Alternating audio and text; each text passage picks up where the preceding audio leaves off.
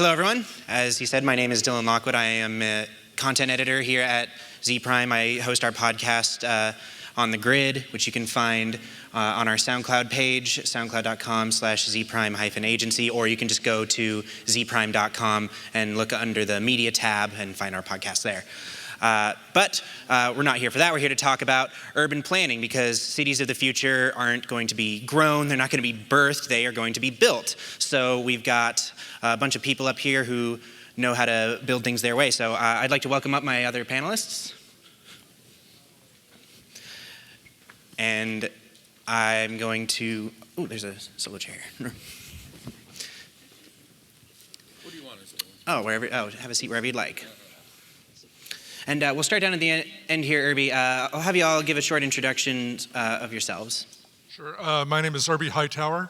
I'm one of the founding principals of Alamo Architects. And the firm is a sort of a generalist architecture firm. We do a little bit of everything. We do schools, retail, multifamily, university work, and we also do urban design and a little bit of planning work. Good afternoon, everyone. My name is Anita Ledbetter, and I'm the Executive Director of Build San Antonio Green. We are a nonprofit partnership of the City of San Antonio, CPS Energy, and Bexar County. And we work with builders and developers here in San Antonio to certify above code green homes. And which I talked about yesterday, we've done about over 20 million square feet of certification here in San Antonio. Right now, I think we have 3,600 homes under construction, like 14 multifamilies, and 3 or 4 commercial buildings.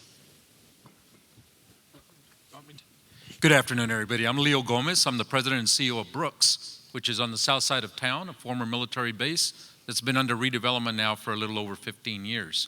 More importantly, I'm the father of 2 20-something-years-olds that are out of college, which means I get a raise. It's been wonderful. My wife of 3 years tells me I'm the father of 3 dogs. My dog, her dog, and the one that we adopted together. And I'm married, and she is a state representative, which makes me the first dude of House District 124. Gopi. I'm Gopi Akalkotkar. I'm the city architect. I joined City of San Antonio about 7 months ago, so I'm kind of new to my job.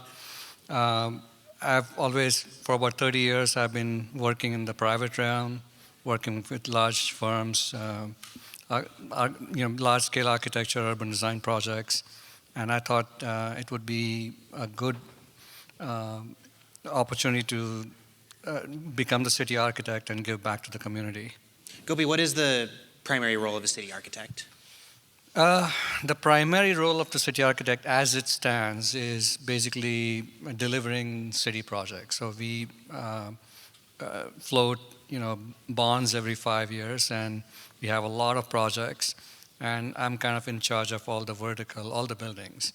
So community centers, fire stations, police stations, etc., libraries. But part of for 2 years, this position was vacant, and there was a political will to bring back this position to not just deliver those projects, but to be able to bring design thinking to other departments as well. So trying to, many of our departments, work, and not just departments, many entities work in a kind of a silo to do a lot of great things for San Antonio. But there's a requirement, there's a need for somebody or some people, not one person cannot do everything, to try to at least become a little bit more cohesive about where the city wants to be in architecture and urban design.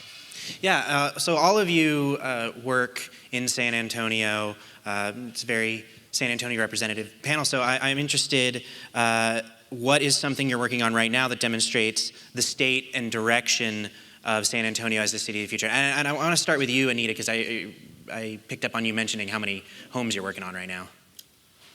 Yeah, thank you. I think it's a really interesting question. I mean, I would just say that I think I'm really interested in this panel. I'm up here, but I feel like I'm going to learn, from everyone, because we all are probably going to have a little bit of a different vantage point.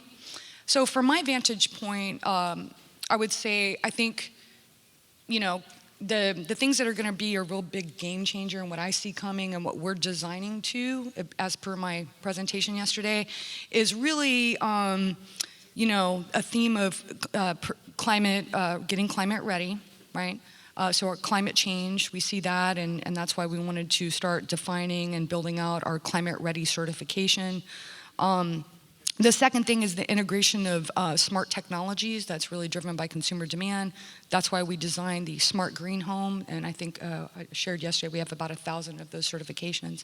Meritage Homes is doing it standard. And then I think the third piece, and this is the other one that I talked about yesterday, is social equity. And we see that changing. And that's, you know, I'm a big proponent for data as a tool for social equity, because I think once you put a sensor on everything, I mean, it all becomes real transparent. And so anyway, I think, you know, there's a lot going on right now.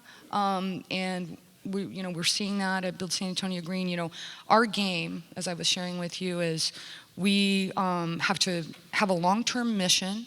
Right? I mean, I've been doing this now. I've been at Build San Antonio Green and Solar San Antonio for 16 years.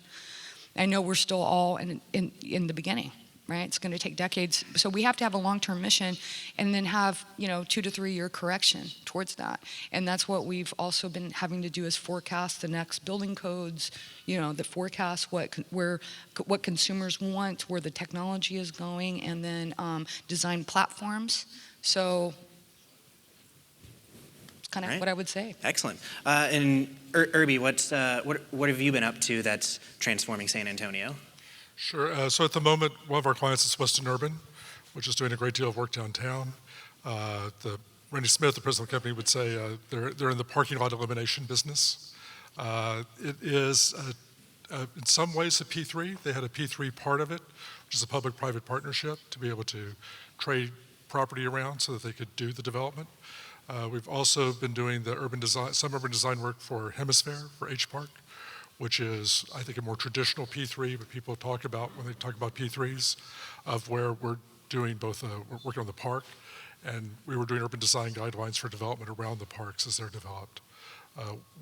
We also do volunteer work, and you know, I think in San Antonio, you can get any job you want as long as you don't charge for it. So what we have done in sort of volunteer work is mostly on greenways, and I co-chaired the River Oversight Committee, and we've also been involved in Southtown for a long time. Excellent. And Leo, I'm coming to you now because Brooks City Base, you've kind of transformed that into a little city on its own. So I'm kind of interested what work you're doing there that sort of can be modeled for larger cities that are trying to become a little more modern, I guess. Well, Dylan, we're really in the midst of developing a town center that complements downtown, as we think every major employment center around downtown San Antonio should do. It falls into the long-range strategic transportation plan for the city of San Antonio. It's connecting all of these major employment centers, and every one of them having their own town center that complements downtown. And so we're literally in the process of doing that. In fact, I just left the meeting where I'm visiting with Opportunity Zone investors that are all a part of the team that is considering the development that's going to occur around our Embassy Suites Hotel, the only full-service hotel south of downtown San Antonio. But we are creating a town center around that, and as we look at the 40 acres or so directly around the Embassy Suites, we're also looking at all the appropriate parcels that will connect to it by pedestrian opportunity and other forms of getting there, by developing additional residential opportunities literally on Brooks. So it's the town center, Brooks, all in the midst of building a couple of incredibly big light industrial facilities. But it's all happening there, developing a town center that complements downtown. So where did that vision come from? Because I mean, I know it used to be an Air Force base, but now it's kind of becoming its own thing. So where and when did that sort of decision-making process come in? Well, I'll tell you, for me, it started with going through the process of getting the job and having that conversation with the board. And the conversation between the board and myself ended up in a place where we were having a conversation about the organization's vision and its mission. And my feedback to the board was, that's not the right vision, that's not the right mission. If you want to hire me and you're going to keep that vision and that mission, I'm not the right person for this job. But if you want to look at this option or that option, I want this job. And that led to further conversation, and literally within 90 days of me being on board, the board adopted a new vision and a new mission for it. And we switched from redeveloping the former Air Force Base into a private research, science, and technology park. I'm sorry, I shouldn't use those facial expressions because it says what I thought of it. To literally building a community as our strategy for economic development. Our method by which to attract quality jobs to that corner of San Antonio is to build a community that marquee employers want to be a part of. And a community is many things. It's not just office buildings, it's not just schools, it's not just parks, it's not just a Starbucks, it's not just a grocery store, it's not just a hospital, it's all of those things together and more. And so we're proud of what we're building there, and we really think it can be a model not only for the other parts of San Antonio, but other communities, other cities in the country. Can I say something very quickly? I actually grew up down the street from Brooks, and my parents live down the street from Brooks. My dad works out, and my whole staff are out here. That's our Gold's Gym. And my whole life, like I grew up going to now, the HEB was there, where Gold's Gym is. What's happened at Brooks has transformed the lives of the people and opportunity for the people in that immediate area, and enhancing the quality of life because we did not have any access. To this day, my father and I get, in the car, we like drive down the street, and I'm like, I still can't believe we're going to Home Depot over here, or the options that we have. We never had those things. So Brooks, I think, that for me defines like urban planning. It's about the quality of life of the people of the South Side. So thank you very much for what you do. Well, thank you for saying that, Anita. And I think you summarized there what I think is the big takeaway so far from what our team has done at Brooks. And that is built a point of pride in the surrounding neighborhoods that quite frankly wasn't there 15 years ago. So, Gopi, you actually mentioned to me that you worked on Brooks City for a bit, and also now you're the city architect for San Antonio. So, when you're thinking about San Antonio as a city, what opportunities present themselves for creating a new vision for a new San Antonio of the future? We are at a major crossroad for San Antonio. Many of you might have heard that. In the next 20 years, we are going to add 1 million population to the city. We are currently at 1.5 million. So almost doubling the city in 20 years is a major deal. And a lot of entities in the city and affiliated entities are working on many different visions. There's SA Tomorrow by the Planning Department. We are Connect SA is working on connecting the city in a more logical manner. There is the UDC amendment, which is going on by the end of the year. We're going to be, developing and finalizing the UDC, the Urban Development Code, Unified Development Code. So a lot of these different activities are going on. The question is, what kind of a city we want to be?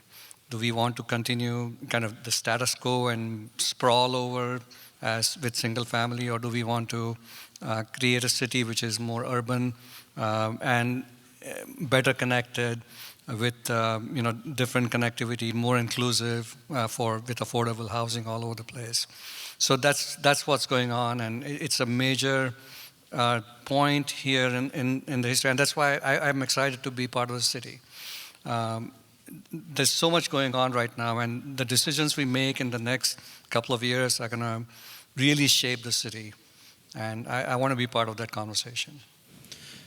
So, Irby, what are some of the key pain points that need to be addressed when thinking about urban planning going forward in San Antonio?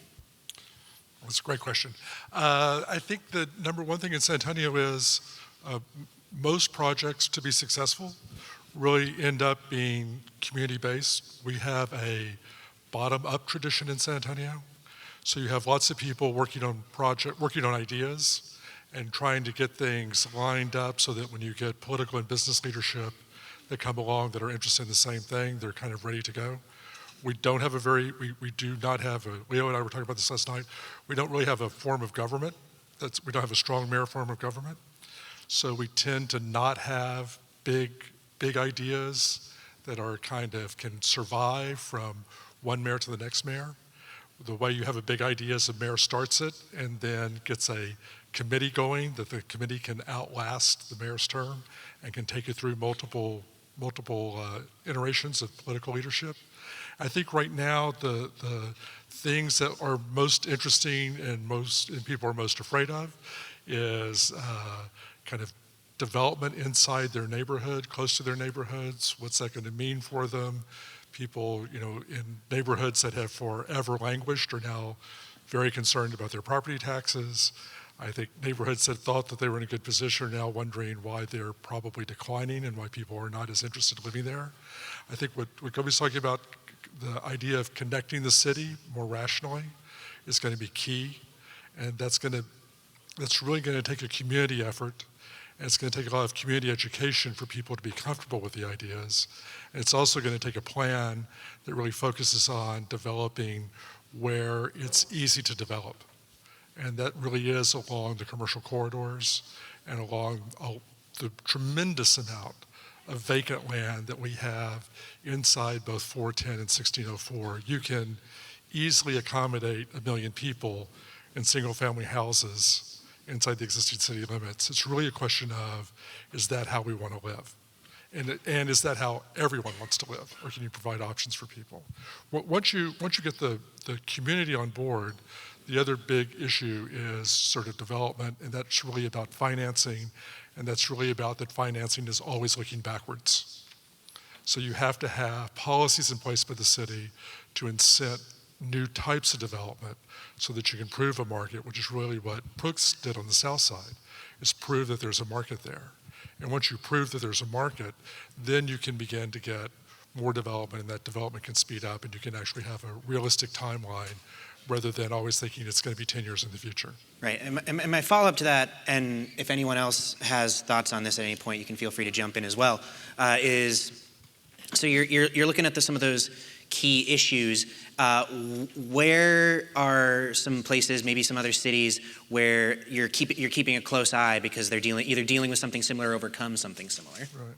So I think locally, it's very easy to keep an eye on Austin because it's so close and people know people there. What they've just gone through with Code Next, I think, is exactly what we're trying to avoid, where you get sort of a top-down, we're going to really change the city and it blows up and they have to abandon the entire thing and sort of start over. Can you just tell me real quick what that was? It was really about changing the development code, and it was sort of a citywide. San Antonio kind of revises its development code every 5 years, but we have not yet tried to do a really drastic change since the late 90s, and we're kind of overdue for that drastic change. Austin was trying to do that drastic change, and they've had to kind of reset the process. And it's really about people in neighborhoods being afraid of what the words are. So you hear density and people become very concerned, not really understanding what that word necessarily means to a city planner. I wanted to jump in and say this. I think what's special about San Antonio, though, is that we do have, because of our city, the structure of our city, City of San Antonio, a municipally owned CPS Energy, and a San Antonio water system, I think that gives us a real advantage. We have a saying at the office, and as teamwork makes the dream work, right? And because of our municipal assets, they work for us, for the people of San Antonio.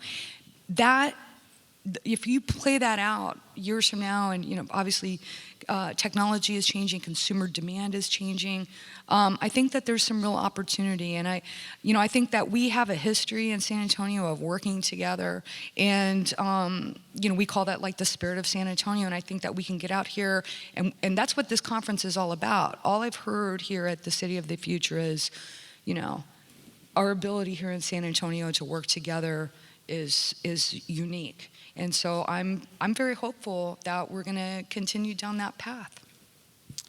Dylan, I've got to mention the 3 communities that we look at and keep our eyes on and observe and try to learn from. And steal their ideas and not repeat their mistakes, hopefully. But the first one that comes to mind is Mueller in Austin. Miller, depends on whether you're from Austin or not, how you pronounce it. It's like Guadalupe and Guadalupe, you know. But Mueller in Austin's the former airport there. Literally about a mile and a half north of the UT campus on the east side of the highway. That was 750 acres of an airport. Today there's 10,000 people living and working there every day. The mix of their residential product, the mix of their businesses, the Robert Rodriguez Studios, the Performing Arts Center, their park, their pedestrian-friendly trails, their pocket parks, etc., all on 750 acres just north of the UT campus is something that we keep an eye on. The other one is Lowry, which is another former Air Force base in Denver. Very similar to our property in terms of acreage, former military base just north of downtown Denver. We're just south of downtown San Antonio. But what they've done, same like Mueller, the mix of residential, business, neither of those 2 properties, though, have the light industrial product that we've included within the development of Brooks, which makes us a little different. Neither of those has a brand new transit center that's a part of the transit agency network of the future here in San Antonio. And so those are things that we observed they didn't have that we got aggressive about making happen at Brooks. And then finally, Gopi, I got to mention the 3rd community in terms of setting standards. One of our core values at Brooks is to dream big and fantastic. And if you dig into what we mean by that core value, it means not settling for what typically was okay and good enough for the south side of San Antonio. We want as good a neighborhood as there can be anywhere else. And so we spend a lot of time visiting the Woodlands and the development of their town center and their residential product mix, their business mix, their trees, and et cetera. I mean, we started out with a little under 1,000 trees on Brooks 5 years ago. We're a little over 3,000 today, and we got 2,000 in the plans over the next 3 years. Greenways, green space, trees, the woodland standards we're applying at Brooks. I think one of the biggest impediments, I want to just expand upon what Anita. No. Irby. I'm just blanking. I've known Irby for so long, but just blanking out what Irby mentioned about, bottom-up planning and community-based planning. And one of the biggest impediments in many of American cities is the community participation, the amount of community participation which happens. I mean, the number of people who show up even to vote for the local elections is really dismal. And I think that is something which has to be worked upon. The community leaders, our clergy, our teachers, they all need to really advocate for more and more community participation. Otherwise, it's not a true democracy. It is more just a few people making those very, very big decisions, because big ideas need big money, and when you're talking about spending big public money, all the representatives have to be on board. There's so much discord in the community, and how do you go ahead and implement big ideas if nobody's on board? So that's one of the biggest impediments I see in our urban planning. Yep. Excuse me. Sorry, your cedar trees are killing San Irby. Antonio. Those 2 answers actually they kind of rhyme a bit, because Leo, what you're talking about in terms of you're able to push ideas through by being aggressive, and with the scale that you're working at, it's you're able to find those stakeholders and get to them. And it seems like having a harder time when a lot of those stakeholders are, community leaders of the 1.5 million people that live in San Antonio. So I kind of want to throw it to you, Anita, because a lot of what you do is getting together stakeholders to get into a room and hammer something out to meet certain guidelines. So how can San Antonio leaders bring together the necessary stakeholders to get urban planning projects planned out and done in timely and cost-effective manners? Well, I think that's a great question. Thank you. I think a lot of things, there's a lot packed in there. And so one thing is that I agree. I think that the problem here is that, while we have a great spirit of working together, the entities, right? There has been some historic miscommunication to the general public, and that just comes because our city is 300 years old. We have historical inequity, right? So some people don't understand it, and so that part is hard. The people of San Antonio, that part is hard. And then there's a distrust of, the man, and I mean, there are those things. I know, but at the same time, I think what is happening right now, and what I've seen transition in my short time around, is that dialogue to the community has really changed, right?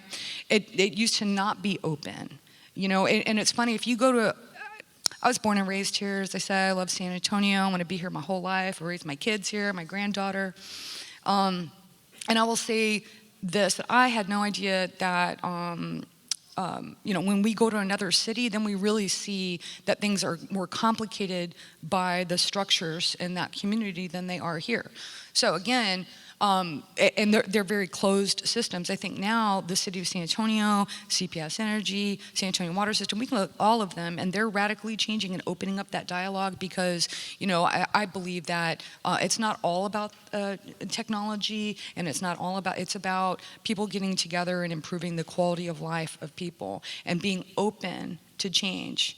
Someone once asked, kind of like, it was a general question at a conference, and it was talking about, well, is it A or B? And the guy was like, I don't know, it might be something radically else. Maybe it's both of them. Maybe it's a combination of that. So that attitude has really changed, and the openness, and also this whole, how we bring people together is by showcasing the opportunity, and not just, sometimes change is scary, right? But there's also a lot of opportunity in that change, and so, but I think that takes the community dialogue. So Irby, what would you hope that the people in our audience today take away in regards to smoothing over some of the speed bumps to getting projects completed? Well, first, I think that things are actually going well. So I think there's more buy-in by the community than people may realize. I think the active community, the active neighborhoods, most active ones have typically been inside 410, and they have organized into the Tier 1 coalition. They share information. Social media has played a big part in this. It's making information and disinformation sharing very quick and easy, but they've been very good about really understanding that they need to really understand what's possible and to really advocate for what they want, and that what they want is pretty much what city planners want. They're really interested in walkability, they're interested in diversity, they're interested in justice and equity. The idea of San Antonio being a more transit-friendly city is something that they get. They understand that infill is part of that. And they're beginning to work with the neighborhoods right outside of 410 because those neighborhoods are beginning to understand that they need to be that sophisticated also and be able to talk to developers, understand the zoning process, understand planning, to get the kind of neighborhoods that they want to continue to live in. So I think we're actually going in the right direction. I think the city and everybody here, first of all, everybody here, join your neighborhood association. I know it's painful, just do it. You need to really bring your expertise to those kinds of organizations, and people are interested and they will listen. So get involved. But I think it's about understanding that we have to have a commitment to helping people understand, again, planning, equity, those issues, and understand them in a way that's not threatening, where they're able to, the Conservation Society has just done a great job with Tier 1 and the AIA of going through a volunteer effort of 4 workshops to get people kind of just to understand words like density is not bad, what you're scared of is intensity, that kind of simple things. You know, I just wanted to chime in here and say that I feel like this is funny. So earlier today when I was thinking about this panel and the term urban planning, I Googled it, right? What is urban planning? I mean, I know it, but like, what is it? Let me read it again. And you know, what jumped out at me is that I feel like it's changing, right? Because the idea behind, for me, the part that resonated with me is it's about people's quality of life, right? So, because guess what, for me, there's a bottom line, and that is, while we're all here talking about the future of San Antonio and the future of communities, everybody else is like just trying to work and then make it home and pick up their kids and you know, that's what's happening. So it's no small thing to play with someone's life. And that has changed, right? We're starting to see it. So, and that's what when we talk about equity, we're going to have to basically re-engineer our community, you know, and it can happen over time. But I think that's very exciting because at the end of the day, this is about people and it's about people's lives. And you know, the people that are out here planning it, you carry that burden. You know, if you know better, I believe that you're responsible. No, Anita and Dylan, on the one hand, I really believe San Antonio's gotten it right. Yeah. San Antonio tomorrow, planning the 13 regional centers, then starting the regional plans for each one of those centers. In every single one of them, you see the qualities that come up in the definition of urban planning. People are telling us what they want. You go through Connect San Antonio, and what's not urban about everything in the plan for Connect San Antonio? You look at SA 2020 that we did a decade ago and the goals that we set for this year and now how we want to take them on for the next 10 years. I think people have been telling us what they want to do. I think it is changing. What I think, though, is that we got to start doing it. You know, enough talking about it. With all due respect to the planning and the discussion and all that, my sense is people are wondering, when? Let's go. I'll tell you, we have a town hall meeting. We have a couple of hundred people show up, Irby. And our board of directors at Brooks is not elected by the residents and the citizens. But you know why they go? They're not going to complain. They're going to tell me, I know we already have an H-E-B, a Walmart, and a Target, but we want a Trader Joe's or a Sprouts. Yes. And when are we going to get not a Palenque grill, but, I mean, not a Taco Palenque, but a Palenque grill? And when is the Southerlies going to finally open? And when are we going to get single family homes at $250,000 to $350,000 price point? That's what they're doing at Brooks. And I would say it's because we started. We're far from perfect, but we started. And people started to see what's possible. And they want to build on it. They're getting excited. And if we don't get started and we allow the conversation to keep churning, then we're going to be churning tomorrow. So let's get going, everybody. Yeah, and Leo, that's the hard part. And that's the hard part, getting actually things done, because getting things done, see, paper architecture, paper urban planning is easy. Getting things done is very difficult. Getting things done means, because form follows funding. If you cannot get all the money together, if you cannot get everybody on the board to make the decisions to spend the money in the right direction, there's no way to do it. So leadership which can really communicate enthusiastically the vision and bring everybody together is the key to actually getting things done. And I think one of the things that's changed probably in the last 10 years, maybe 15, used to we would volunteer, go to a planning charrette meeting for a neighborhood. We'd do a plan, and it was a plan. About 10 years ago, the city started requiring implementation policies to go along with planning efforts. And that, I think, has really changed the outcome. And those policies can then be difficult to adopt and implement, but when they are, that really does you really do see change happening in San Antonio. Again, I think Brooks is a great example of being able to actually implement what you're planning. Well, I hate to pump the brakes while we're on a roll. I have 100 more questions, but we're running close to time, and I wanted to see if anyone in the audience had a question for our panelists. I see we got one right up here, and I see one over there as well. Do we have a microphone? Well, thank you very much. This is really very brilliant.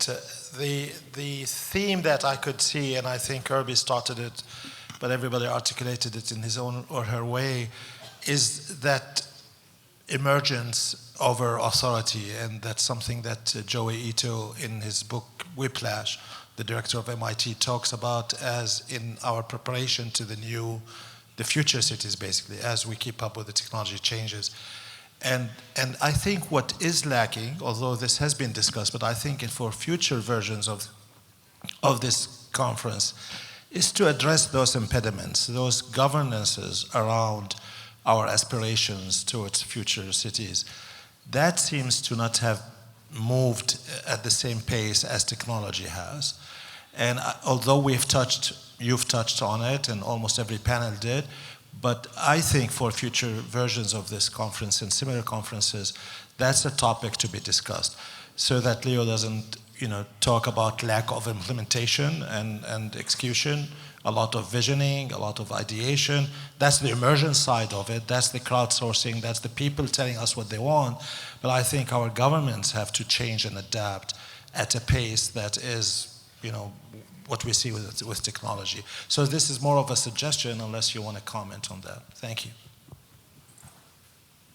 Thank you. I believe we had a question over here as well. Okay, thank you. I wanted to thank the panel for today's discussion. I've been waiting all day long to hear from you. And I wanted to ask, Leo, you say, just get it done, just start it, implement it. And that's kind of how I think we all think. We all think, hey, when is it going to start? And I want to ask, how do you get it started? UTSA is developing its campus east of 35.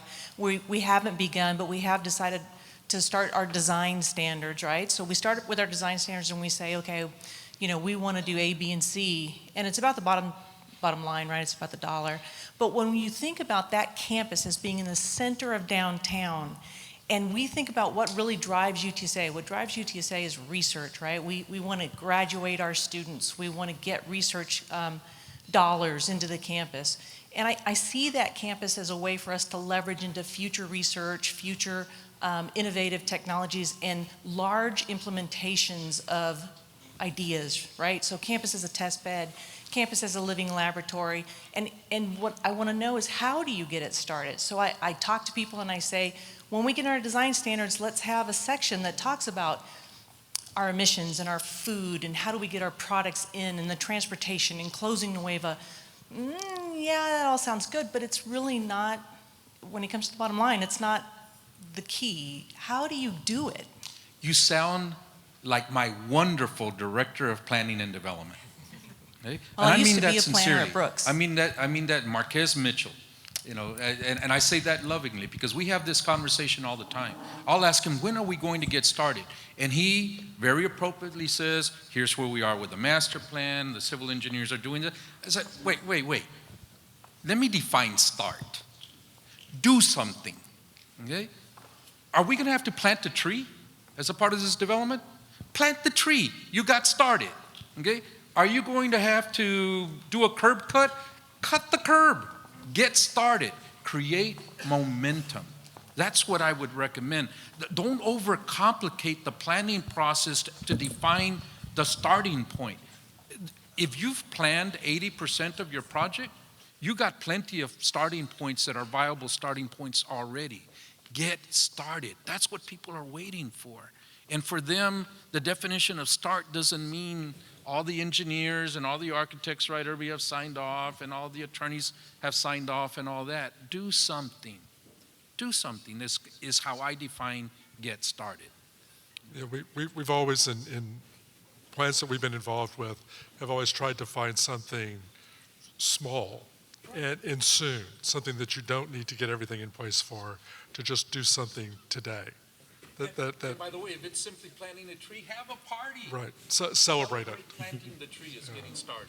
Yeah, Right. I think the one other thing I would would challenge UTSA It's hard enough to figure out what you want to do on campus, but to really think about what do you want around you and how do you want that connected to you, and what should the community be doing to help build the campus you want, because it's going to be as much off campus as it is on campus. Thank you very much for that question. And with that, we are out of time, so please join me in thanking our panel today, and I hope you enjoy the rest of the conference. Thanks, everybody.